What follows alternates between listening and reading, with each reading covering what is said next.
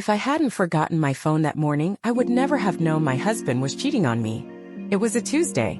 That kind of unassuming day that promises nothing and usually delivers the same.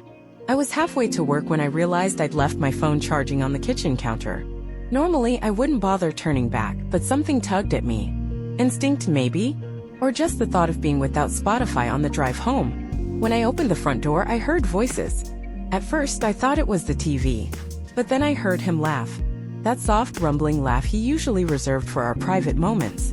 The kind of laugh that used to make me feel like the only woman in the world. I told you she wouldn't be back. She's always on time, always predictable, he said. The other voice, a woman's, laughed too. Low and intimate. I didn't walk in. I backed out, closed the door as silently as I could, and sat in my car for an hour, phone in hand, staring at the lock screen. I never thought I'd be one of those women. The kind who finds herself living in a lie she thought was love. My name is Claire Emerson. I'm 38, a high school counselor, and until that morning I believed I had a good marriage. My husband, Jason, is a real estate agent, well-liked in our suburban community of Willow Ridge, Illinois. We have 2 kids, Ava, 14, and Miles, 11. And a golden retriever named Moose because of course we do. But that morning cracked something in me. Something I wasn't sure could be repaired. I didn't confront him right away. Instead, I started watching, listening, pretending. I kept dinner warm, kissed him goodbye, and tracked every late night, showing he scheduled. I played the loyal wife while I slowly unraveled the truth. 3 weeks later, I had a name, Vanessa. A pretty brunette who taught Pilates and had a penchant for posting inspirational quotes on Instagram like, "Follow your heart, and you deserve happiness." Vanessa, as it turned out, was married too, to a man named Eric Hastings. And this is where things got complicated. I could have confronted Jason, screamed, packed his bags. But I didn't. Instead, I called Eric. He answered on the 3rd ring. "Eric Hastings?" I asked, my voice shaking. "Yes. Who's this?" "My name is Claire Emerson. I think we need to talk. It's about your wife." The silence on the other end told me everything I needed to know. He didn't know. We met at a small cafe on the outskirts of town. Eric was in his early 40s, tall, with kind eyes and a nervous energy that matched mine. We sat across from each other, 2 strangers bonded by betrayal. "I didn't know," he said, rubbing a hand over his face. I knew something was off. She's been distant. Cold. But cheating? I never imagined. Neither did I wanted to say. But instead I nodded. We agreed not to tell them yet. We needed more time. More answers. But mostly I think we needed each other. Over the next few weeks, Eric and I kept meeting. Sometimes to share intel. Sometimes just to talk. It was strange how comforting it was to sit across from someone who understood the exact kind of pain you were going through. One night, over coffee, Eric said, "You ever think about why they did it? What did we do wrong?" I looked at him, really looked. Maybe it's not about what we did wrong. Maybe it's about what they wanted and never said. It was in that moment I realized it wasn't just the affair that broke me. It was all the things Jason and I had stopped saying. But the most shocking twist came 2 days later when I followed Jason to what I assumed would be another rendezvous with Vanessa. Only it wasn't. He didn't go to her house or meet her at a hotel. He went to a lawyer. And he wasn't alone. Vanessa was there. And so was a folder with both of our names on it. It read, Emerson Hastings Family Foundation. Eric and I sat in his car, parked 2 blocks away from the law office, watching as Jason and Vanessa disappeared behind tinted glass doors. The folder. The foundation. Our names. My heart was a metronome gone mad. Why would they put our names together on anything? I whispered. Eric shook his head. I don't know, but this isn't just an affair. Something else is going on. We waited 30 minutes before following up with a Google search of the attorney's name, Mitchell Klein. Estate planning, nonprofit advising, and joint trusts? We met again that evening, this time at my place. Jason was conveniently out on another, late showing. I made tea.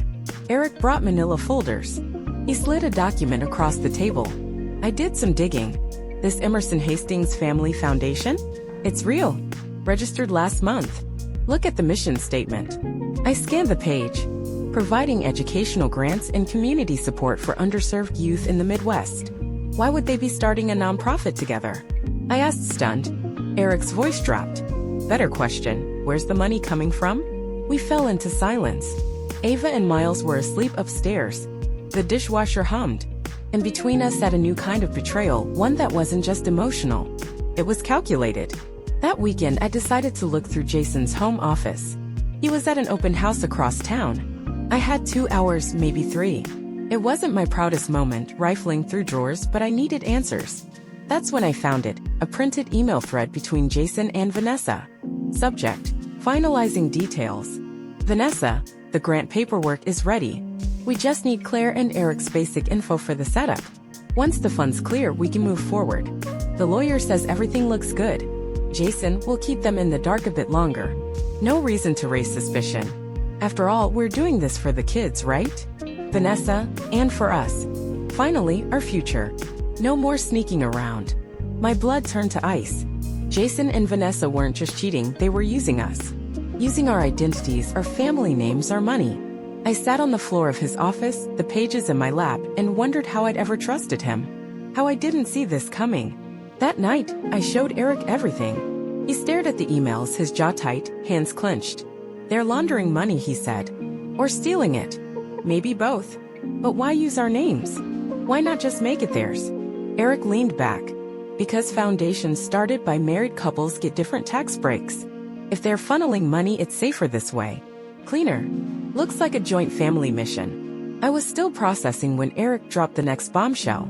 Vanessa took out a second mortgage last year. But the house is still under both our names.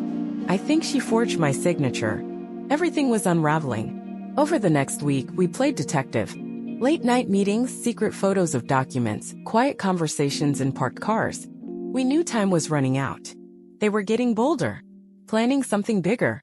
On a chilly Thursday morning, Eric texted me, "Need to see you." Now. I met him at Willow Ridge Park. He looked shaken. I followed Vanessa this morning. She didn't go to work. She went to the bank. Then she met Jason at the storage facility on Leland. I blinked. Storage. He nodded.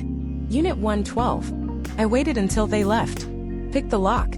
Claire, you need to see this. 10 minutes later, I stood in a dimly lit storage unit surrounded by boxes. Inside were hard drives, flash drives, stacks of cash, laptops, files. One file had my name. Another had Eric's.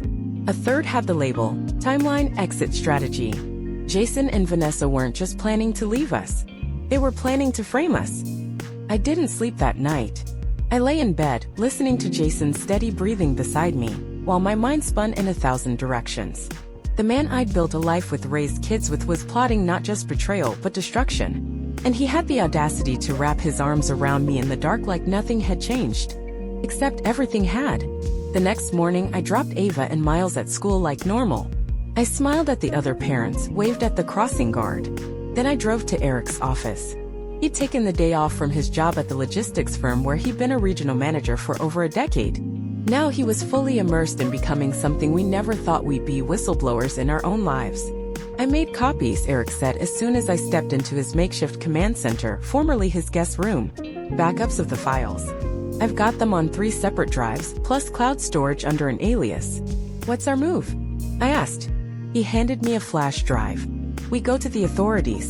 My stomach tightened. You think they'll believe us? Jason and Vanessa are smart. They've prepped this for months. Maybe longer. And if they're planning to frame us? I've thought about that, Eric said. And that's why I talked to someone. Someone. He hesitated. My cousin Diane. She's an investigative journalist in Chicago. She's worked on stories like this before. Nonprofit fraud, financial crimes. I sent her redacted versions of what we found. She's interested. A tiny flare of hope sparked in my chest. Though she could help tell our side of the story? Not just that. She can help us expose them publicly. Before they spin it. I nodded slowly. It was a risk. But it was better than sitting and waiting for our lives to implode. Later that day, we met Diane in a coffee shop 2 towns over. She was sharp, in her early 40s, with steel gray eyes and an energy that made you feel like secrets had nowhere to hide. Your story checks out, she said after reviewing our documents. The storage unit, the fake foundation, the forged signatures. There's a definite trail. But to publish, I need more. I need confirmation. Evidence of intent. Maybe a recorded conversation. My mouth went dry. You want us to confront them? Not directly, Diane said. But if you could get them talking, recorded audio or even video, admitting what they're doing, that's gold. Eric and I exchanged a glance. It was dangerous, but we were past the point of comfort. The plan formed quickly. Jason had a habit of using our lake house property for thinking weekends. I suggested a spontaneous family getaway. Jason jumped at the idea, even offered to drive the kids up early while I tied up things at work. Meanwhile, Eric told Vanessa he needed time to talk about their marriage. Said he wanted to clear the air and invited her to the same lake house on Saturday just before sunset. We bugged the place beforehand. Diane brought tiny cameras and mics, placing them in inconspicuous places behind books and decorative bowls inside a clock. Saturday arrived like a looming storm. Eric and I waited nearby, watching the feed from his laptop in my car. The plan was simple. Jason and Vanessa would think they were alone. Jason would eventually call me and I'd say I was delayed. Vanessa would think Eric wasn't coming. With no kids or spouses around, they'd talk freely. And they did. It started with laughter. Jason poured wine. Vanessa took off her coat. They got comfortable fast. "I can't believe how easy it's been," Jason said, sitting on the couch. "We've always been smarter than them," Vanessa replied. I stared at the screen, ball rising in my throat. "They still don't know about the offshore accounts?" Vanessa asked. Jason shook his head. "Nope. Claire thinks I'm just skimming from real estate closings. She has no idea the foundation's just a front." And Eric? Still clueless.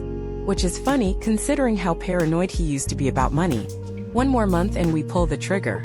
We pin the fraud on them, and by the time the investigation starts, we'll be gone. Costa Rica? Jason smiled. "Son, no extradition treaty and beachfront. It's all set." I reached for Eric's hand as the words hit like hammers. "We have enough," he whispered. But it wasn't over. On the video, Jason suddenly stood. "I'll check the garage, make sure there's enough propane for the grill." Vanessa nodded, pulling out her phone. That's when her expression changed. Her eyes narrowed. She looked around slowly, then walked to the clock on the shelf. She reached behind it and pulled out the camera. "Eric," I gasped. She found it. Vanessa stared at the lens for a moment. Then she smiled and waved. The screen went black. Eric and I jumped from the car, racing toward the cabin. By the time we got there, the living room was empty. The wine glasses were knocked over, red liquid soaking into the beige rug. No sign of Jason. No sign of Vanessa. But Jason's car was still in the driveway. And in the back, a tire had been slashed. We were about to call the police when Eric's phone rang. It was Diane. "I got the whole thing," she said breathlessly. The camera had a secondary feed running to my laptop in the cloud. "Even if they found the device, we've got them. Claire, you've got them." Relief flooded through me like a tidal wave. I slumped onto the couch, laughing and crying all at once. But the battle wasn't over yet. An hour later, state troopers arrived. Eric and I gave our statements. By nightfall, warrants were being prepared for Jason and Vanessa. I took the kids home that night, pretending everything was normal. The next morning, Jason walked in like nothing had happened. "Where's the coffee?" he asked, kissing my cheek. I stared at him, heart pounding. "Left side of the fridge," I said.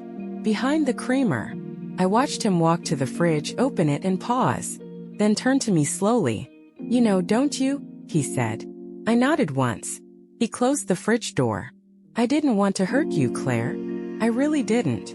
That's a strange thing to say for someone who planned to destroy me. He sighed.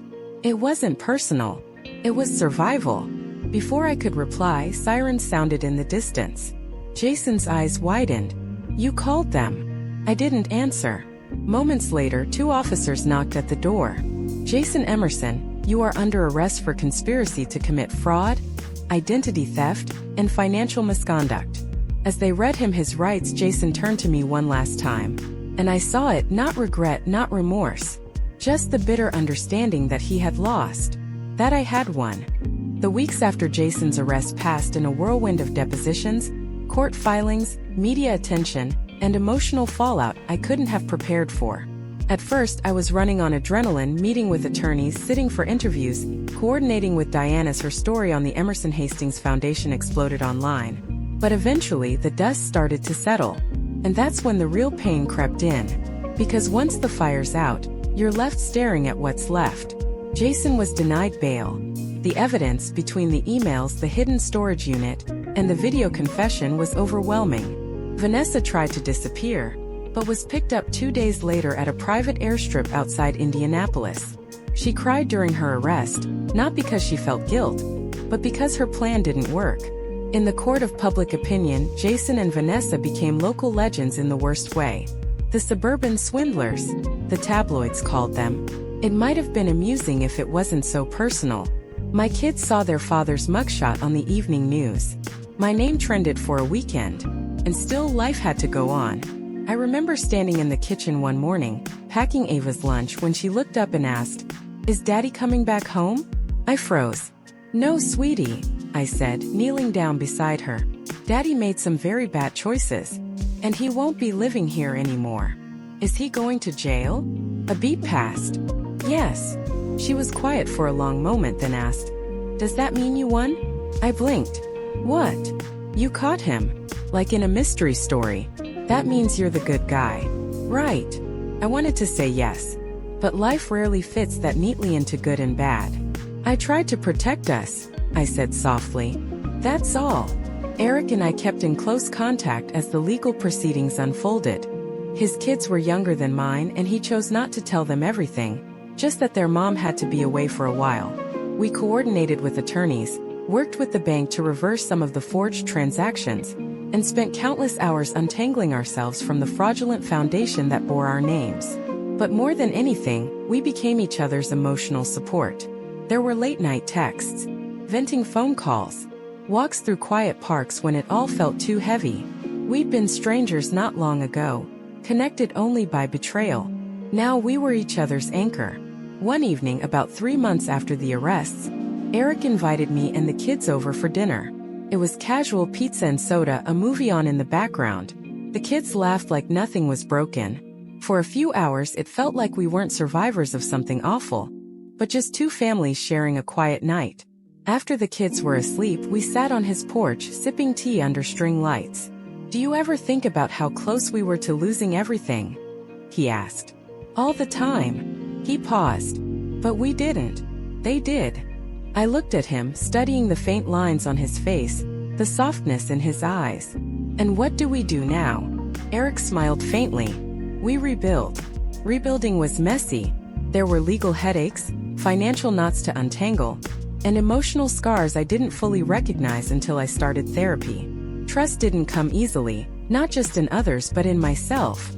I kept asking, how did I not see it? How did I let it go so far? But slowly I forgave myself. I stopped seeing the signs I missed as failures, and started recognizing the strength it took to face them once I did. The trial began in early spring. Diane sat in the front row of the courtroom. The prosecution painted a clear picture. How Jason and Vanessa used our marriages as shields, our finances as playthings, and our identities as escape routes. Their plan was chilling in its precision, until it unraveled. I took the stand on the second day. Testifying was harder than I imagined. It wasn't just repeating facts, it was laying my pain bare in front of strangers. I talked about the lies, the manipulation, the moment I realized the man I loved wasn't just unfaithful, he was dangerous. Jason wouldn't look at me during my testimony, but I didn't care. I wasn't doing it for him. I was doing it for me, and for Ava, and Miles, for every time I doubted myself, and every woman who's ever been gaslit into silence. Eric testified the following day. He was calm, measured, even as he spoke about the forged mortgage, the stolen money, the shattered trust. His strength gave me strength. By the end of the week, it was over. Jason and Vanessa were found guilty on multiple counts: fraud, identity theft, conspiracy, and financial misconduct. They were each sentenced to 12 years in federal prison. I felt numb, not happy, not vindicated, but free. After the trial, Diane's article went national. People began reaching out, victims of similar betrayals, readers who saw themselves in my story. I started writing, just blog posts at first, then essays. One was picked up by a major women's magazine. Then a podcast invited me on, and slowly I found my voice again. 6 months later, Eric and I took the kids on a road trip to the Grand Canyon. It wasn't romantic, at least not yet, but it was healing. It was honest. It was something real. One night, sitting beside a crackling fire under a sky littered with stars, he looked at me and said, "I still don't know how all of this happened." "Me either," I said. "But I know I'm glad it brought me to you." I didn't say anything right away. Just leaned my head on his shoulder and listened to the fire. Because sometimes the biggest moments come quietly. Sometimes, love is what remains after the fire has burned through everything else. And in that moment I knew we were no longer the people who were betrayed. We were the people who survived.